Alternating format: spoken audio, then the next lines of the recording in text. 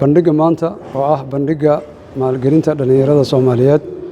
Bangiga Salaam Somali Bank waxa uu kaga qayb qaatay $100,000 oo ah bixintii ugu horeysay mashruuca weyn ee Salaam Entrepreneurship Fund.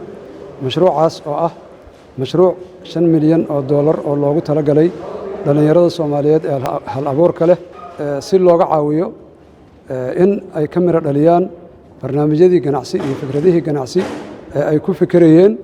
bangigu wuxuu ugu talagalay oo dhowaanna si fiican loo daafuri doonaa mashruuca $5 milyan ah oo la yiraahdo Salaam Entrepreneurship Fund.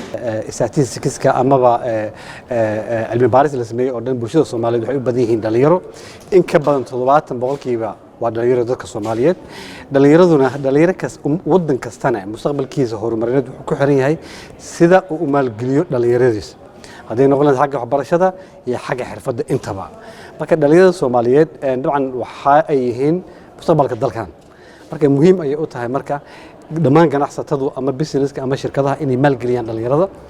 sidaas ayaa waxa ah ujeedooyinka ugu waaweyn ee shirkadda Hormuud Telecom iyo Salaam Somali Bank ay u maalgeliyaan markasta una abuuraan mashaariic waxtar u leh una abuurayso fursad dhalinyarada Soomaaliyeed. bismillaah magacaygu waa Iqraa Cabdiqaadir Axmed waxaan halkan ugu mahad celinayaa Salaam Somali Bank mashruucan hadda noo sameynayso ama nagu maalgelinayso Salaam Somali Bank waxaan kaga faa'iidayaa waxyaabo badan qorshe badan oo aan dejisanayay in badan oo ku fikirayay yaa ku maalgelin doona waxa iga soo baxday meel dhow oo maalgelin u baahan maalgelintaas oo maalgelinayso Salaam Somali Bank.